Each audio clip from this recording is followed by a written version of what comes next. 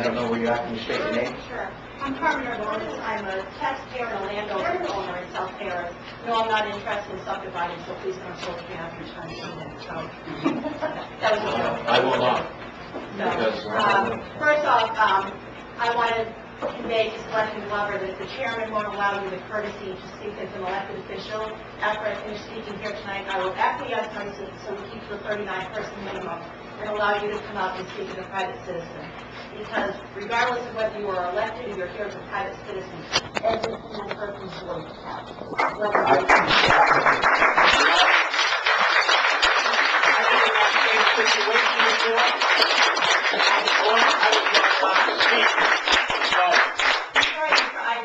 I was in that same position before, and I was not allowed to speak. So I don't know what the policy and procedure. We're going to have to review it. Mr. I'm not questioning you. I'm simply offering the courtesy of a citizen who wants to speak. That's fine. I see. So I want to make that clear. Okay. I will tell you this is the first selectmen's meeting I've come to as a taxpayer because I've never felt the need to come before to speak out. But I will tell you that over the last 3 weeks, I have questioned both the motive and intent of the board that sits at this table. And I should clarify, it's not the motive and intent of all 5 of you, but it is the majority of you, and I will not indicate which majority it is. So that said, I am here tonight because I question the motive and intent of the majority of this board that's sitting at this table.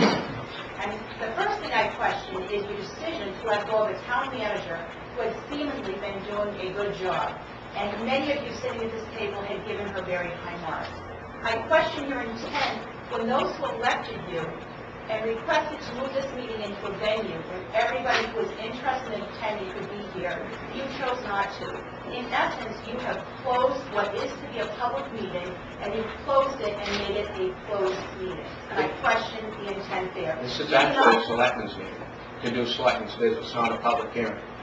Mr. Ivey, I would think that as a selectman and as a chairman of the board, you understand that you report to the taxpayers of South Paris, I should clarify, not just South Paris. Yeah. That's right, the town of Paris, of which I am a taxpayer. You report to the taxpayers and the voters of the town of Paris. So whether this is a selectmen's meeting is irrelevant. The issue is this is a public meeting, and as a board, you have decided not to allow everybody who's interested to attend this meeting. I will let that issue go, because the greater issue here is that I question your actions and intent. But seeing that you seem not to want to follow the law, and rather than govern by law, you choose to govern by logic. So I did a little bit of research today and came up with the Maine revised statutes.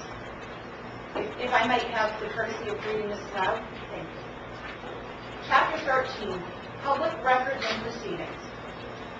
This was put into law in 1975. Chapter 758, Section 407, subsection 2. The dismissal or refusal to renew a contract.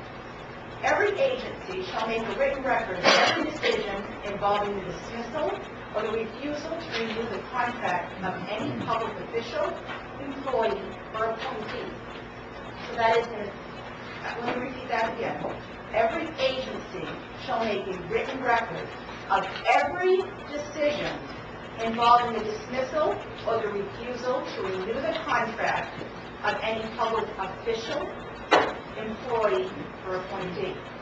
The agency shall, except in the case of probationary employees, which I do not believe our former town manager was, the agency shall set forth in the record the reason or reasons for its decision to make findings of fact in writing sufficient to appraise the individual concerned and any interested member of the public of the basis for the decision.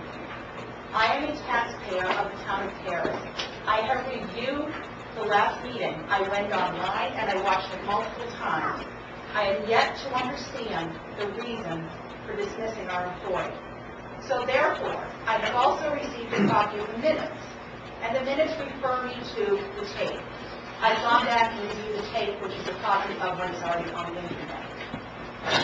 The law continues on by saying a written record or a copy thereof shall be kept by the agency and made available to any interested member of the public who may wish to review it. So therefore, as chairman of the Board of Selectmen for the town of Paris, Mr. Riley, I'm asking that you provide in writing, and every single one of the board members sitting at this table provide in writing, and again, I will quote the law, the reason for its decision and make findings of fact sufficient to appraise the individual concerned, and more importantly, any interested member of the public of the basis for your decision. Thank you, it's duly noted. Thank you. Anybody else? I'm Jean Smart. I would like to just ask a follow-up question about how you're going to raise the funds to pay for the additional expenses that we're facing as a town. Are you going to follow the procedures that this gentleman suggests you need to do, or do you have another plan? And I think as citizens, we sort of have a right to know how you're going to handle that. We have not discussed that at this point, but there's a budget in place right now, I will say that, so.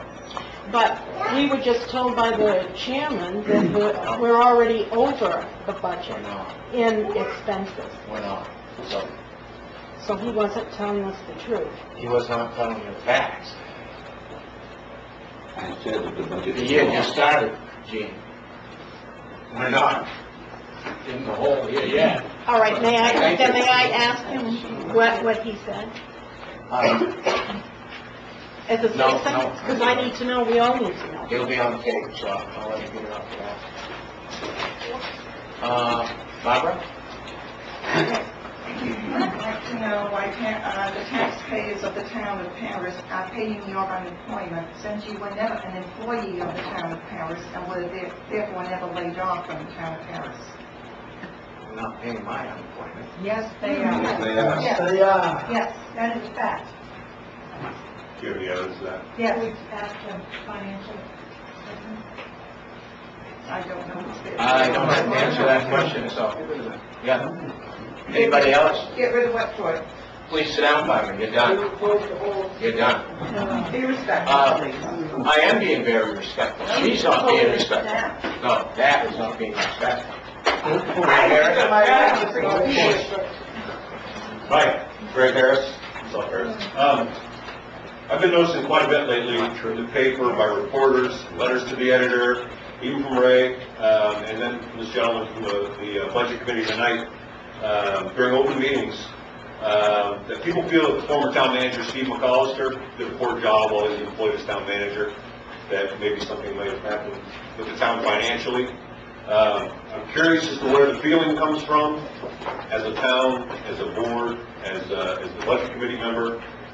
Is it fact that can be backed up with evidence, or is it an assumption with no factual basis? I don't know, I'm asking. All performance reviews by the selectmen were high praising reviews. When he left office, he received high accolades from the sitting selectmen and the press. It's been suggested that he left the town in poor financial health because of his actions as town manager. Again, I can't find any conclusive evidence of that. Today I stopped by the town office to get copies of the auditor's reports and things like that.